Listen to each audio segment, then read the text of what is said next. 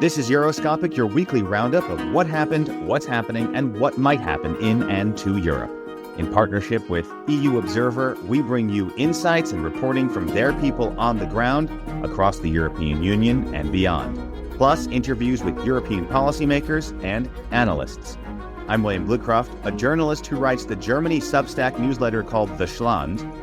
And I'm Martin Gack in Berlin, writing inconclusive thoughts on Substack. We're recording on Monday, April 1st, 2024. Events may have developed by the time you hear this podcast, but we'll be talking about pot getting legal in Germany, blowback of Turkey elections, and Bulgaria, Romania partially joining the Schengen zone, plus more on so-called Pfizergate and what that means for European political architecture, and looking ahead to some other stories that are in development, plus an interview with Wieland Hoben, who runs the German branch of Jewish Voices for Peace, who had their bank account frozen by a major German bank.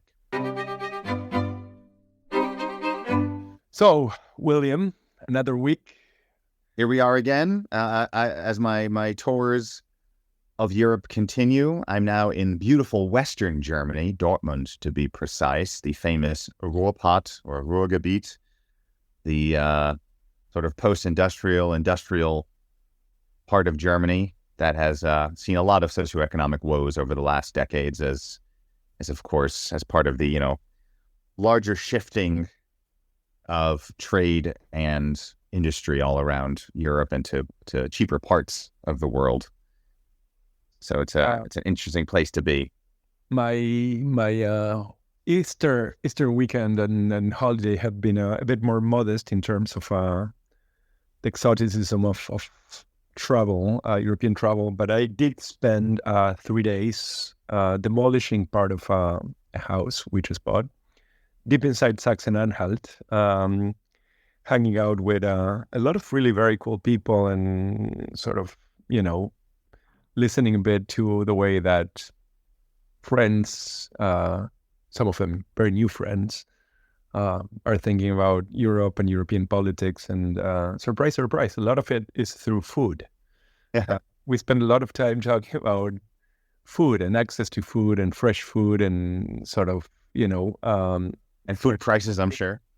Yeah, indeed. I mean, talking a lot about prices, but also sort of a lot of people are beginning to see, and these are very small towns in Saxony-Anhalt, so deep in what used to be the DDR, the GDR in English, are seeing actually, a lot of these people are seeing Berliners, especially the exotic sort of fare like myself, coming from Argentina, moving into the hinterlands of Germany, and they actually continue to talk about the fact that there seems to be a wave of people going back to a do-it-yourself attitude, growing their own vegetables, like looking for large spaces, looking for spaces where their children can kind of roam free.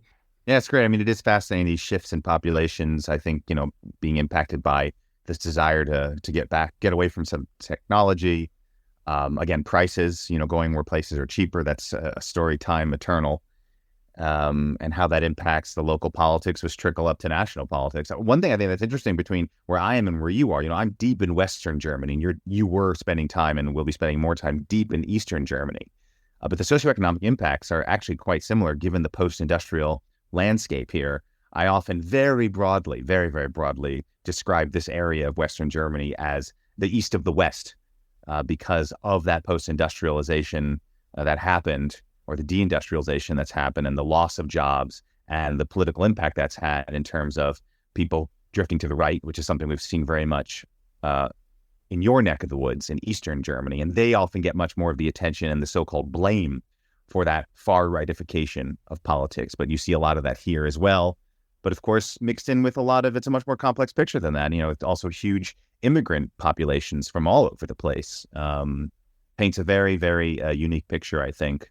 It's very interesting to be among it, as I'm sure as you've just described, your experience, your limited experience so far.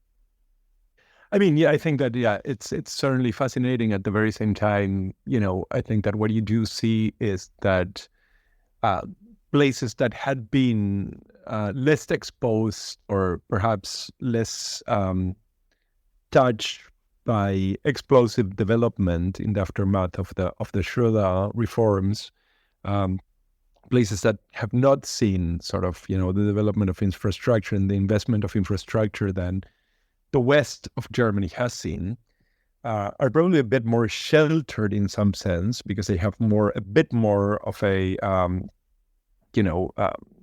survival economy. There is much more local production, and there is simply much more of an habit to deal with a dearth of infrastructural resources. The state is quite simply less present. I think at the same time, it is true that during the pandemic and its immediate aftermath, a lot of people began to have very serious doubts about urban living, particularly in the conditions that we're seeing them now. And I think that the thing that doesn't get mentioned very often is that a lot of these shifts also have to do with some very unpleasant shifts in the labor market and the disprotection or precariety of workforces that used to be fairly well sheltered, which, people are now finding themselves in gig economies and are finding themselves with 0-hour contracts. So many of those people, especially young families, and I'm not very young, but I certainly do have a very young family, are essentially looking for alternatives. And of course, I think this will be a cliche, but so far I can completely attest to this. The sense of community, the sense of camaraderie, the kind of, the intensity of the social contact, whatever people might think about Germany, being called a distance is obviously wrong. I mean, this should go without saying, but I think that this is the kind of stuff that that kind of setting allows you to have. I mean, it allows you to do things that when you're living, in an apartment in a certain degree of urban isolation, you have less of. I see it reflected obviously in my children and so on. So I think that there are many, many elements. It's a very complex picture. It's a very interesting one.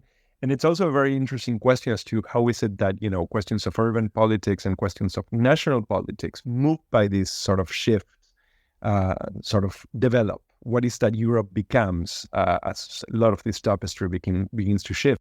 The fact that you are moving into deeper Eastern Germany, and I am, for the moment anyway, in deeper Western Germany, I think is a great setup to our first kind of story to round up the week, which is a German story that pot has finally, to some extent, become legal in Germany, much to the praise and happiness to those who partake in the substance. I have to say, you just said finally, as if you had been waiting for it for quite a while. Well, I have in a certain regard, because I am so sick of this story, I have to say, as someone who covers German politics. You would think that this is the only thing that matters and the only thing that's on the government's agenda since it came into power in the end of 2021. The number of times that this has been top headline news in Germany, or I would turn on the radio in the morning while making my morning coffee, and it would be the number one headline, ups and downs of the political process, the legislative process, the pushback on it, something that, it's not that controversial of a thing. Legalization of soft drugs is trending upwards in many parts of Europe and even in the United States, and has been for a long time. Yet in Germany, it was this painstaking step-by-step process that went 2 steps forward and 1 step back. And I am glad that it's finally passed. I don't care at all about the drug itself or the substance, for no pun intended, the substance of the issue, but just that it's now off of the political and the media agenda, at least for now. I believe there'll be follow-ups to see what kind of health and economic impacts that this reform has had. But the fact that the immediate story is over is of great relief to me, because I'm tired of hearing it. All right. Well, I mean, I think it's worth mentioning that there's been a lot of red meat policy items being thrown around, not only here in Germany. I mean, obviously, the right continues to throw around like questions of migration, questions of gender have become actually, across the board, great dog whistling sort of operations for the far right, but you also have like a lot of red meat for the left, right? I mean, in France, you have the abortion enshrinement in the constitution. You have now sort of, a potential discussion about the end of life or assisted suicide laws. In Germany, now the left is actually putting out this, bong and weed law. So, I think that I believe that as we get closer to June, we're going to see and hear more about this kind of stuff. My assumption is a lot of these things are going to be legislative promises that never come to fruition.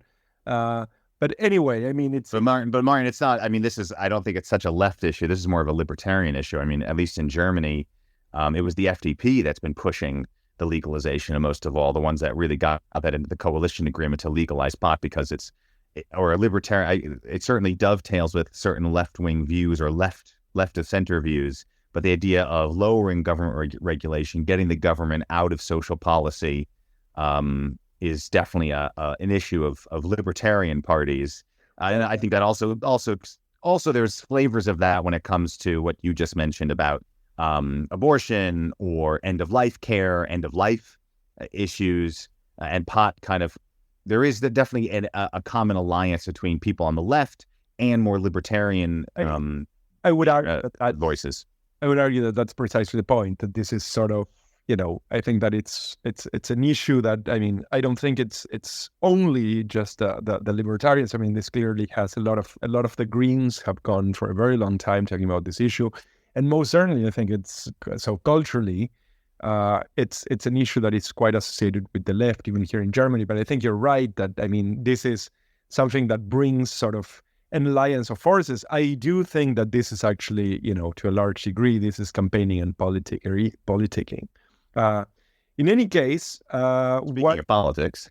Yeah, exactly. Speaking of politics, so there was an election in Turkey, which is, in my book, not quite Europe, perhaps not Europe at all.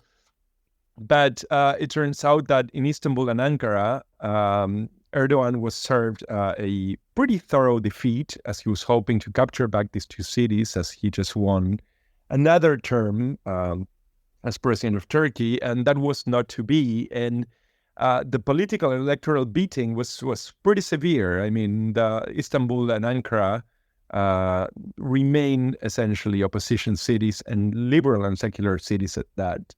And I think that by and large, I mean, this obviously does have an effect on European politics, because Europe being so closely tied with policies that come out of Ankara that essentially have to do with very often political, economic, social, and political health in Europe. For instance, one might remember Erdogan having essentially his finger on the trigger for a possible immigration crisis. The question as to who is in power in Turkey is very, very important. Brussels and European capitals. Yeah, liberals always get very excited about these things. You also see it. You don't have to go as far as Turkey. You see this, for example, in Italian politics. When Mario Draghi became prime minister, everyone thought, the good times are back. I find that this amazing sort of short-term memory and sort of also short-sightedness looking into the future, but how quickly political fortunes can change. We've talked a lot on this podcast of how, especially liberal forces, seem to kind of build their worldview on just hope, without actually any kind of strategy or case to convince voters to vote for them. Just hoping that people will quote unquote vote for the right things, and often looking much too deep into small changes or shifts, as I think we've seen in Turkey. You said it quite rightly. So these cities in Turkey are already sort of liberally minded, and it's not so surprising they might deal a defeat to Erdogan. I'm not sure how much we should be looking into any kind of sea change, long-term sea change of politics, given Erdogan's grip on Turkish politics. What else do we have on the plate? Well, a very small story, but very, good news for Bulgarian and Romanian travelers, people going in and out of those countries, excuse me. They have partially joined the Schengen zone. Schengen zone is always a bit confusing for me and for others, because it's just one of many layers of what kind of defines Europe, the visa-free travel zone.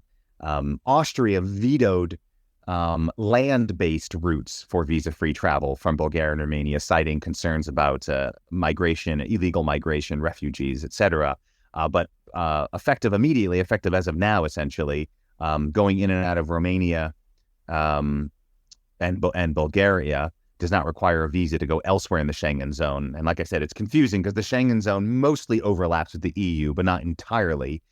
It's interesting to point out that sort of the free movement mechanisms in the EU have actually previously been exploited or exploited perhaps is not the right word, but have actually permitted very large migration movements that have themselves become, hot political issues. I mean, for instance, the Polish migration to the UK was essentially a product of free movement of Poland coming into the EU and allowing, Polish workers to move to the UK. We have seen quite a bit of this. I mean, through the entire life of Schengen, which has actually brought the Schengen mechanism into question a couple of times.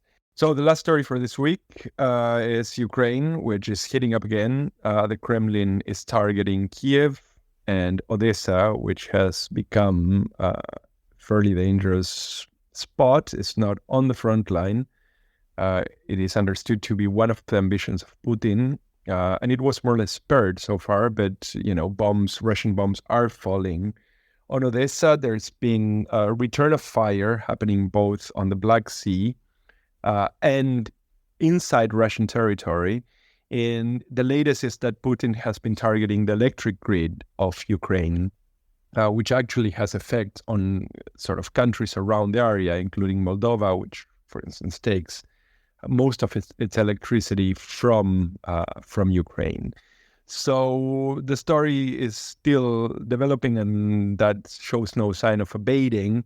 But the sort of nuclear saber rattling and so on also seems to be playing in the background, as there are voices associated with Putin that are still talking about nukes. So just as unstable as last week and the week before, and something on which we will continue to keep an eye on.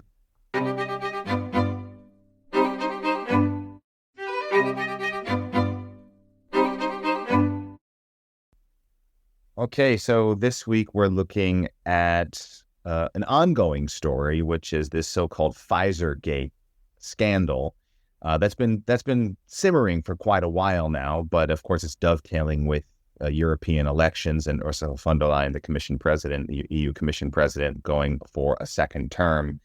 I mean, basically what you're looking at is, were there inappropriate dealings, under the table dealings or intransparent dealings between the European Commission, specifically Ursula von der Leyen, and Pfizer, the maker of course, the famous COVID-19 vaccine, one of the major ones. The EU struck a major deal, something like 20 billion euros, to get a whole lot of vaccines very quickly into the European Union at the height of the pandemic. It was hailed as a major coup to be able to protect the health and well-being of European citizens. Now that's being looked into again. A vaccine skeptic, backed up by the Polish and Hungarian governments, which I think is a bit of a red flag that we can discuss, brought a suit in Belgium against the European Commission, exactly accusing them of these kinds of inappropriate transactions with Pfizer and violating European regulations.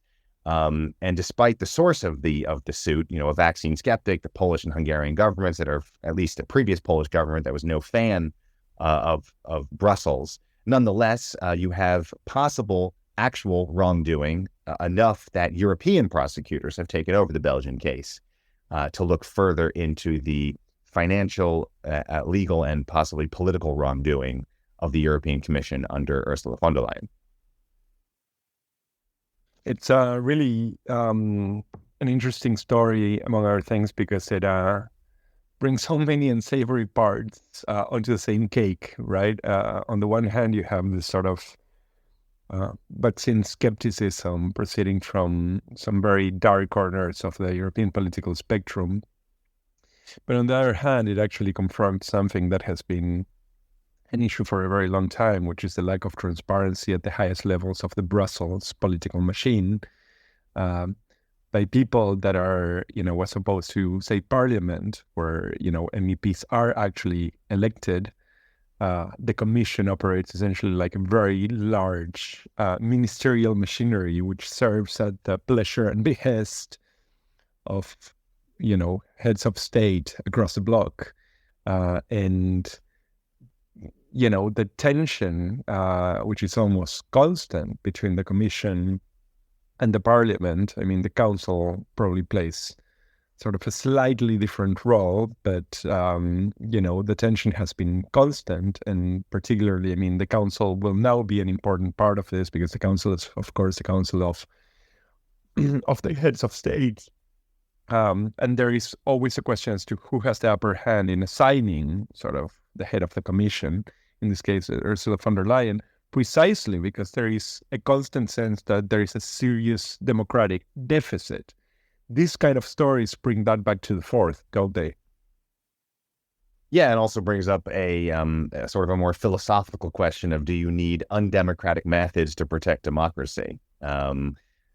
I think that's probably what members of the European Commission would argue, almost being like a benign dictatorship or a benevolent king, making decisions on behalf of 450 million people, especially in the crisis of the pandemic. I mean, now we're looking back at the pandemic, and many of us have made it through more or less unscathed, but it was a very scary time. And I'm sure the von der Leyen administration is going to be making the argument when it comes time for depositions or witness testimony, however this case proceeds, that it was essentially a state of emergency, and they had to do what they needed to protect 450 million Europeans and get the best possible deal on the global market for those sought after vaccines. Nonetheless, if you...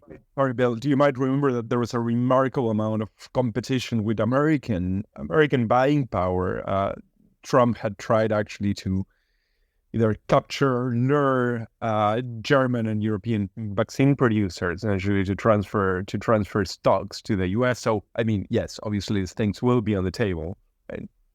Yeah, exactly. I think it's important, for as much as legitimate criticism there may be against the way that von der Leyen runs the Commission and in effect runs the EU, in sort of, as you always like to say, Martin, Queen Ursula, of course, not your original label, but something you like to latch on to. For all the legitimate criticism, I think we do need to keep in mind the context of the pandemic and that massive competition with the United States, and of course, other parts of the world that got a much rawer deal and didn't get those vaccines. Sure. And the European Union got so many vaccines that there's actually been a lot of wasted vaccines because people didn't want them, or there just wasn't needed, and there was just such an over buying of them, which is kind of another aspect of the scandal, that they just spent too well, they got too. I mean, I think it does speak volumes of the fact that, the state of exception that was essentially de facto created by the pandemic, which of course was an incredibly scary time. It's kind of strange that we need to actually say this to ourselves, right? I mean, one might. I have very clear memory of the pictures of Brescia and Bergamo in Italy, where you had convoys of military trucks carrying coffins of people that had been. I mean, Bergamo, Brescia, that area had been sort of ground zero. As you might remember. And that kind of a state of exception created a situation for the political machine in Europe, which sort of, it really just gave it a lot of leeway, right? But I think that this speaks to the broader issue, as you said, of, what kind of things Europe wants from its commission. And, as we continue to see sort of political divisions in a host of areas, I mean, from, environmental policy to questions of farming, which are obviously attached to environmental policy, to the war in Ukraine, to the transfer of weapons to Israel, to the war in Gaza, to immigration issues. I mean, it is really very difficult to see how is it that the commission, the way it has been run, which is rather autocratic, intransparent in many ways, incapable really of, making its case openly to, I think, to Europe. I mean, very often you see this problem, especially at the top, especially in von der Leyen's cabinet. I mean, it tends to be very difficult to reach. They seem not to be in conversation, much as other political figures, especially MEPs, are in conversation with constituencies, are sort of, let's say, having the public debate. The commission very often seems to be whatever the hell they want. And it usually takes either the parliament or sort of, some sort of political actor in the far reaches of the political landscape to come in and actually take them to court and kind of force their hand. So I think that all things being equal, the Pfizergate shows a particular problem that the Commission has, which is if it gets to this point, it is probably because there is an architectural question about the political makeup of Europe that has to be resolved and has not been resolved. And I think that, the use of Queen Ursula, which is actually broadly circulated in Brussels, people use, NGOs, political alignments, even within her own blog. I have heard EPP members, smirk and say Queen Ursula. This is something that I think it's a symptom precisely of this kind of problem of perceived autocracy, which stories like this one only serve to confirm. Right. And I think and I think these kinds of issues will be sorted out over time, certainly unevenly, as we see two parallel processes taking place at the same time. One is the political track, the European elections, which Ursula von der Leyen wants to become or stay in her job, and the legal track with these investigations, and that push and pull of exactly what can an institution and the institution's leaders do and not do, especially in a ostensibly democratic context. I think we're in for a very interesting year, or years, I should say, as the European Union sort of continues on this long arc of sorting itself out as to what it actually is. So talking about the convoluted European politics, right ahead, we're going to talk to Willem Hoven, who is the chair of Jewish Voices for Peace Germany, who just organization that just got its bank account frozen, and for somewhat sinister reasons, it would seem. That's right ahead.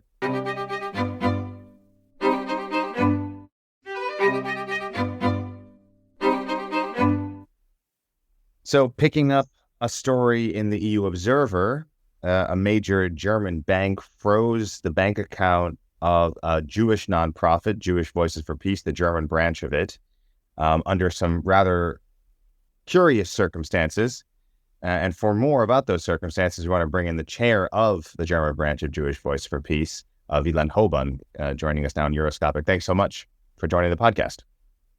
Yeah, thanks for having me. So maybe just walk us through kind of, how you were notified, what exactly happened, how you and your group became aware that something had happened to your bank account. Well, we just got a letter saying it very directly. And, well, okay, I say directly, but there was various bureaucratic content to the letter that you might say disguised the political factor somewhat, because they claimed that this was just a matter of updating, the details of account holders, as in, just housekeeping. So they said, in order to keep our records up to date, could you supply this and this and this information? And so there were several documents, that we, as a registered organization, or in Germany, a Verein, we have these various documents just relating the tax and status and these kinds of things. And it was unusual for the bank to be demanding all these documents. And then one demand stood out particularly because that was quite a shocking and unreasonable demand, namely a list of all our members with their addresses. And that is not something that any bank normally asks of an organization that has an account there. And members means not just like your board, but really anyone who belongs to the organization. Our entire membership.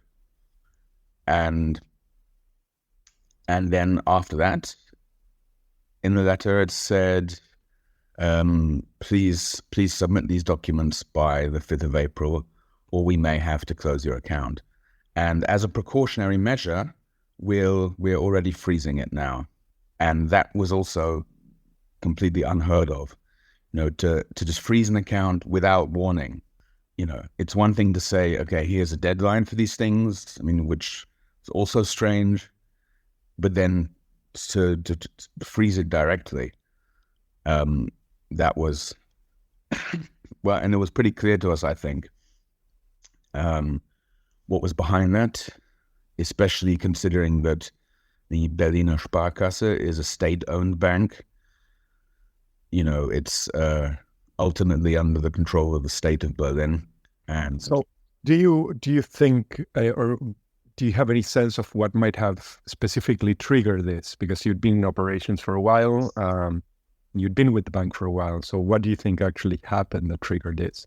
I think it's pretty clear that the use of our bank account to collect funds for the Palestine Congress happening in 10 days is the reason for it, because media and politicians have been getting very worked up about the prospect of this Congress, saying, you know, this is shameful for Berlin and that it's going to be a summit of Jew haters and Israel haters and this sort of thing, because, you know, there's information on the website, one can see the speakers, one can see the program, and it's clear that this is coming from a very pro-Palestinian perspective, and that there are many different speakers, many of them are Palestinian, also a few Jewish speakers, for example, from our organization. I'll also be speaking there, and a wide range of topics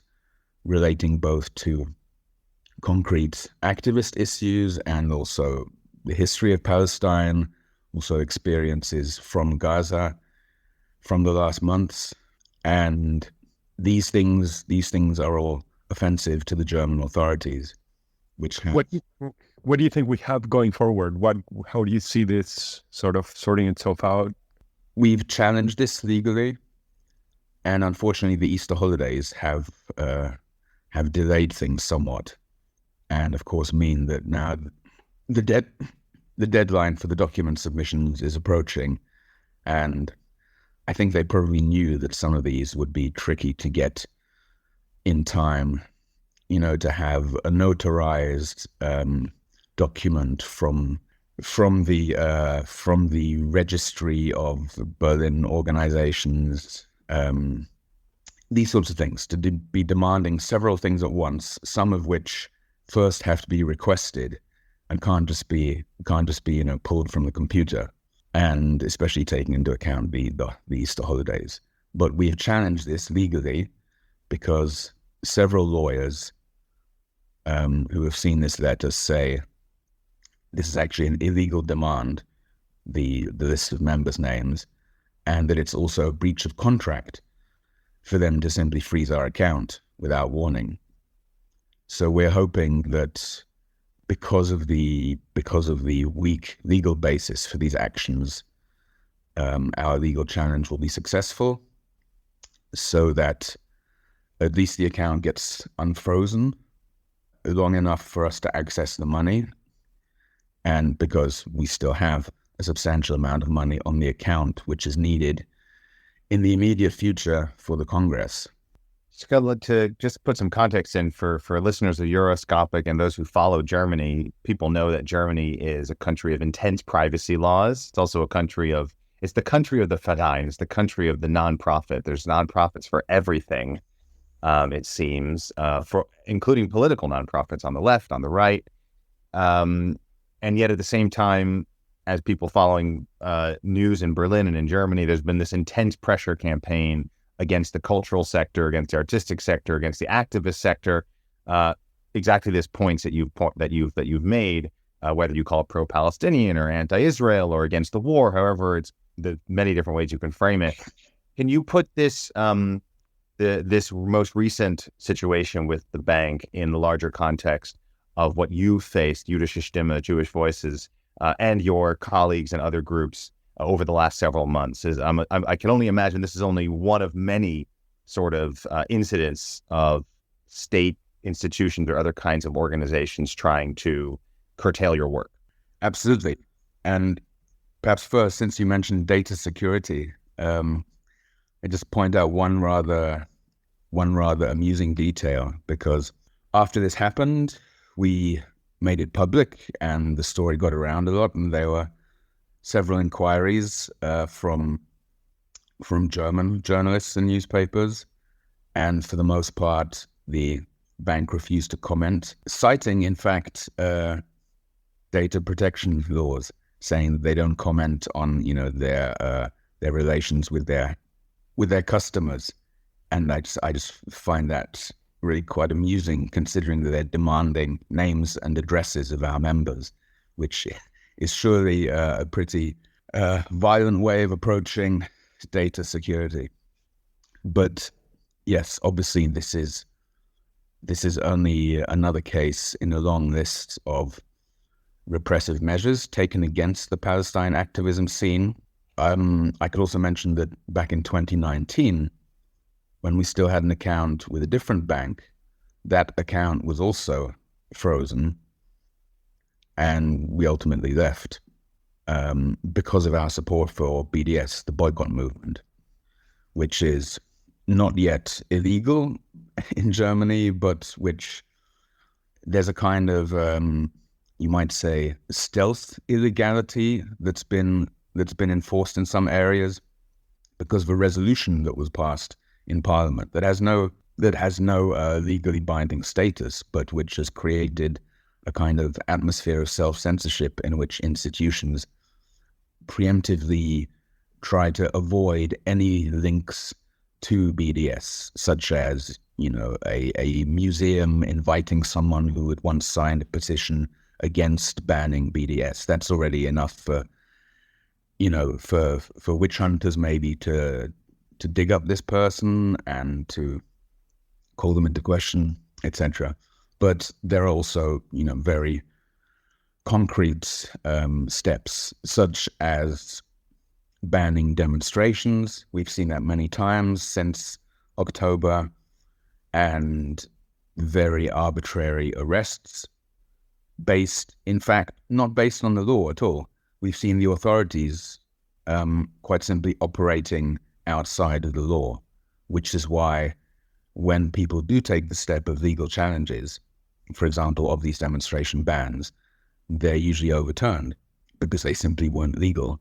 But, that means each time having to go to the regional constitutional court with this sort of thing, which of course consumes time, energy, money, and so that's something that's exhausting and frustrating also.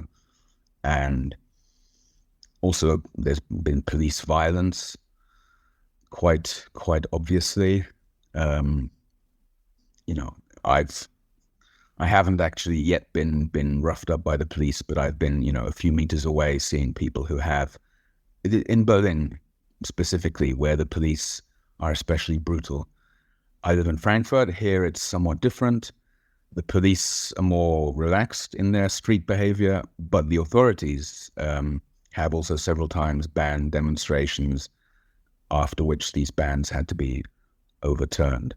And there have been raids also, unjustified raids a few weeks ago to activists who have been quite visible, who've become quite well known in recent months in Berlin, for also disrupting politicians as well as ordinary protest activity. And there weren't really concrete charges, and something that I know is a common police tactic against activists is to choose ones that are quite high profile and to subject them to harassment and intimidation, to make an example of them, so that others who maybe see them in a kind of leadership role will also be intimidated. The whole state approach to this is characterized by a lot of intimidation. Because sorry, I wanted to ask you. Surely the optics of not only shutting down or freezing a bank account of a Jewish organization in Germany, but actually asking for a list of names and addresses of Jewish members of a Jewish organization, the optics of that are really quite bad. But there's also been quite a bit of information about the fact that a disproportionate number of Jewish activists had been arrested in Germany protesting in favor of a ceasefire. I mean, not even Palestinian cause, generally speaking, but around the ceasefire demonstrations. It might be a bit of a cliche question, but how do you see essentially the life of, I guess, Jews in Germany in the current political context, and perhaps more broadly, you might be able to speak to what is the European atmosphere, the current context? Well, certainly people elsewhere in Europe are very aware that Germany is behaving in quite an extreme fashion. I was in Paris at the weekend for a conference, actually, of Jewish anti-Zionist organizations, and they were all aware of this. At the same time, in France, there has also been an increase in repression, and they've been trying out some of the, for example, outlawing of demonstrations, but it seems not yet on the same scale. Regarding the Jewish aspect of this, now, although obviously if Jewish demonstrators are detained or attacked by the police, they're not being targeted specifically because they're Jews, so it's not, you can't say it's anti-Semitic based on that reasoning. But if you take the larger context, there is something about this that I definitely find anti-Semitic, because it's not accepted by the state and also by the state supporting media that essentially the Jews can have their own opinion about whether they accept the state of Israel as their representative. Because in Germany there really is a lack of perception of Jewish people as individuals with their own politics, their own opinions. There is a kind of abstract, monolithic idea of the Jew who can only be supported essentially by loyalty to Israel, and also for many by demonization and hostility towards Muslims, Arabs, Palestinians, who are generally presented as a threat to Jewish life, and of course generally a threat to public safety because they're likely to be terrorists. Obviously that's not a new discourse, that's something that's very much part of the post 9/11 world, the war on terror, as it was called, which has continued just to be a source of Islamophobia in Western societies. But we also see it as a kind of war on individual and diverse Jewish identity. And that's why, the fact that many Jews, both individually and in the case of our organization, are affected by this, by the state policy, is simply, because Jews have different politics. So all the mainstream organizations, the mainstream Jewish organizations, are pro-Israel. And obviously, we do not support the politics of Israel. And, in a normal context, that would be, I think, fairly uncontroversial. Why should we all have the same opinion? But because support of Israel is a kind of religion almost in Germany, it's unacceptable. It doesn't fit into the idea of what a Jew should be and how Jews should be supported. Can I ask you, there's a very curious sort of matter around the question of Israel and the allegiance to Israel and to the Zionist project, which is that it dovetails very nicely with many of the far-right, German far-right agenda items. And we have seen over the past 10 years, different groups, Pegida, which you might remember now has somewhat faded in the East, which were essentially protesting for the preservation of a, white and Christian West or something to that avail, Germany in particular. They were marching with Israeli flags. I mean, as a matter of fact, the AfD has usually claimed that they're the only true Zionists inside the political alignments in Germany, and they also hold sort of a variety of well-established anti-Semites with some pretty strong, Nazi affiliations. I mean, in different parts of the country and in different ones of the groups. Can you talk a bit about how this strange political alignment works out? Well, the strangeness is only on the surface, you might say, because obviously, if you're dealing with far-right groups, then they're not likely to have great affection for Jewish people. But from the start, political Zionism was based on the principle of ethnic segregation, that Jews would not live together with other peoples and religions, but that they would have their exclusive state removed from others. That's something one has to bear in mind. And that's why it's a mistake to see it as some kind of liberation movement. It was a movement of self-deportation and segregation. And that's something that was very much in keeping with what, over 100 years ago, Arthur Balfour, who authored the infamous Balfour Declaration as Foreign Secretary of Great Britain, he was no friend of the Jews, and he previously had been opposed to Jewish immigration from Russia. But he saw the opportunity to basically get rid of Britain's Jews and to cart them off to the Middle East. And this, of course, also had an imperialist agenda, because Britain's control over the Middle East was fading. But as the godfather of political Zionism, Theodor Herzl himself said, such a Jewish state would be an outpost of civilization in a sea of barbarism. So these two principles, ethnic segregation and imperialist access to the Middle East, have been a factor from the start. And as this notion of a sea of barbarism also reflects, there has always been an anti-Arab racism involved. So when we see far-right parties and individuals nowadays championing Israel as, an island of civilization in a sea of barbarism, that's still the basic idea. It's also something that specifically in the European context is directed against the Muslim and Arab communities, because that's what they consider the barbarism that we have in Europe. In the war against Islam and against Arabs, Israel is a valuable asset, and they see how Israel oppresses Arabs and Muslims, and so they treat it as an ally. And so these countries like Hungary, with harsh immigration policies and a lot of support basically for greater ethnic homogeneity, these are natural allies of Israel.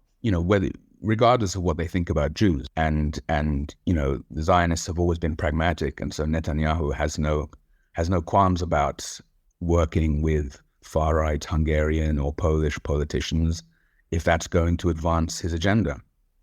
So I'm, and you talked about sort of the British anti-Semitism in the 18th, 19th centuries, beginning of the 20th centuries. Of course, the sort of the ironic or cynical logical conclusion from what we're seeing with Germany's support for Israel is, of course, if you take it to its logical ends, you get to a Judenrein Deutschland or a Judenrein Europa, which is, of course, the dream of the Nazis.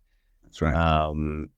I'm wondering then, and that puts Germany in a very awkward position right now, which I think is what's kind of unfolding in these last several months.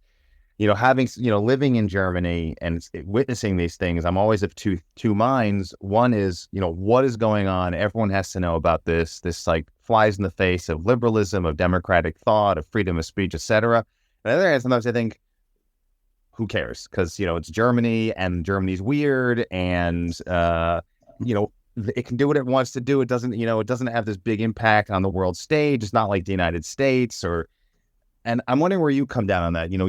In terms of your activities in Germany, what impact have your activities been having? Are people listening? Have you seen changes? And do you think it matters beyond Germany? Well, let's not forget that after the US, Germany is the second biggest weapons supplier to Israel. So Germany is directly participating in this genocide. Let's just not forget that. But as far as the domestic situation of Germany goes, it's all quite contradictory, because actually the majority of the population does not support the government's agenda. A substantial minority of the German population, according to recent polling, does not support the carnage in Gaza. And in fact, if you add up the substantial number that are explicitly against it, which is around 70%, and those who take a kind of middle position, then you have a total of 82% who do not support what Israel is doing. Now, that's clearly at odds with what politicians say. They basically say, yeah, we are 100% behind Israel, and yes, okay, there's this terrible humanitarian crisis, which apparently some sort of inexplicable tragedy that no one is specifically responsible for. They point it out while refraining from blaming Israel at all. It's almost treated like a kind of natural disaster, and there's no claiming of responsibility for the fact that German equipment is being used to create this disaster also. So, I mean, of course, we shouldn't make the mistake either of assuming that everyone in Germany cares intensely about the issue of the Middle East. There are enough other things occupying people, the increased cost of living, especially energy, also as a result of the Ukraine war. But I think that the longer this goes on, the more some people who had maybe were keeping a certain distance from the issue are now becoming more uneasy with Germany's position. But at the same time, I think something that's an important characteristic of German society, at the wider, on a bigger scale, is an obedience in the face of laws and rules. And so if they have the impression that the state is cracking down in order to prevent quasi-terrorist activity by extremist groups, then there are people who are in favor of that. So it's also important to get out the message that the state is not even obeying its own laws, in terms of freedom of assembly, freedom of speech, and that there is a kind of arbitrariness that shows that this is no longer rational policy. And I think it also demonstrates a kind of fear, a kind of desperation on the part of the state and the establishment it has a fear of losing control of the narrative, because it's clear that the Palestine movement in Germany is not going anywhere. There is a big Palestinian diaspora, especially in Berlin, and despite the prevalence of some pro-Israel thought in parts of the left, there is an increasing support also among anti-imperialist leftists who have traditionally always been in support of Palestine, but who maybe were less in the public eye than they are now. When we're seeing constant arrests or constant, police disrupting demonstrations, this has become a regular feature of public life. And there are those who say, oh yes, these fanatics are at it again. But there are also those who say, wait a minute, we can't just try and ban or suppress all this activism. Willen, thank you very, very much for being with us. We hope to hear from you again. It was really quite fascinating. And once again, thank you for joining us.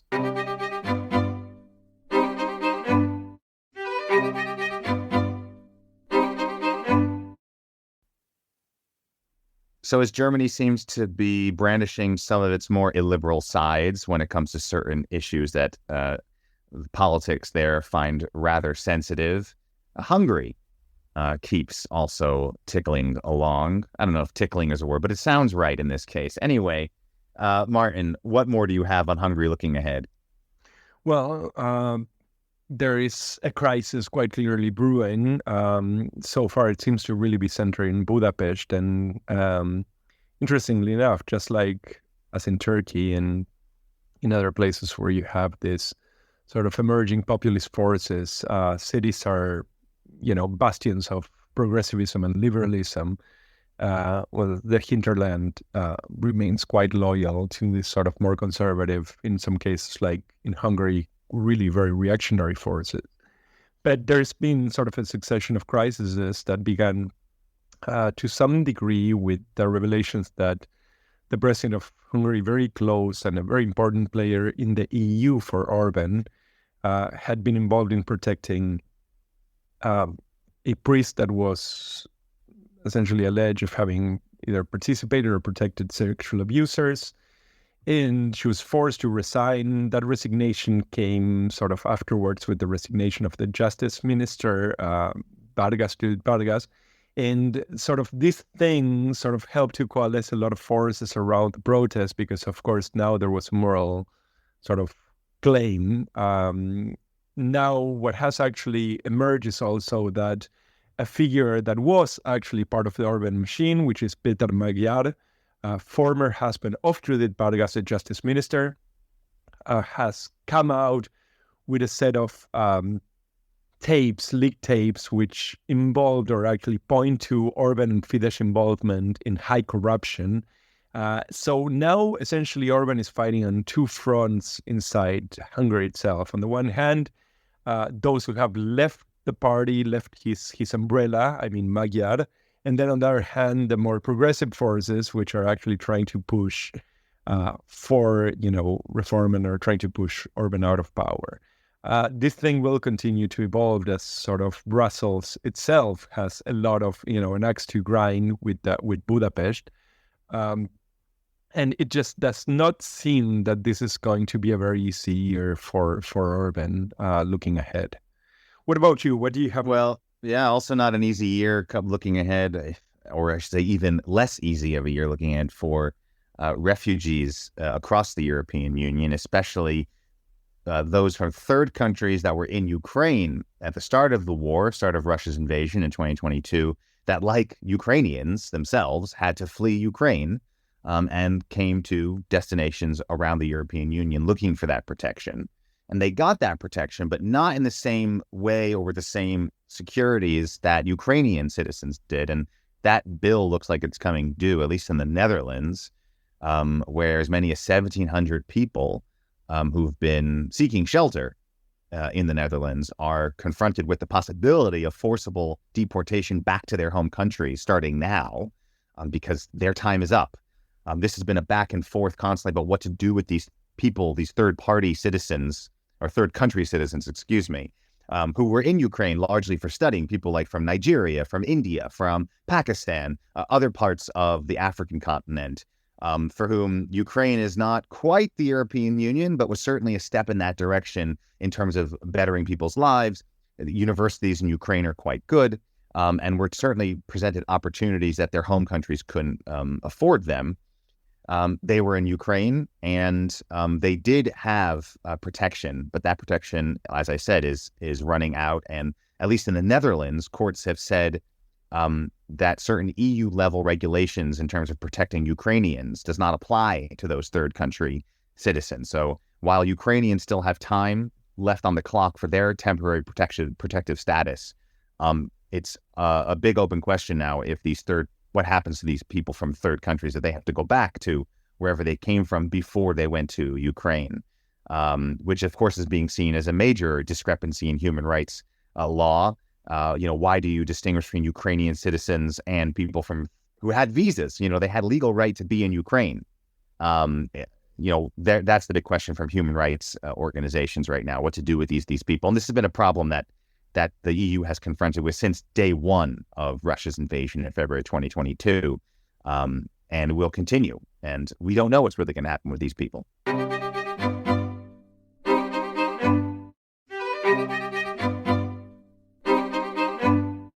That's it for this week's Euroscopic, written by us, produced by us, and edited by Martin. You can catch us every week either at our Substack, euroscopic.substack.com, or on euobserver.com. We'd love to hear from you, so be sure to subscribe and share your thoughts. Many thanks to Wieland Hoban for joining us today. Till next time, I'm William Glucroft. And I'm Martin Gak. Thanks for listening.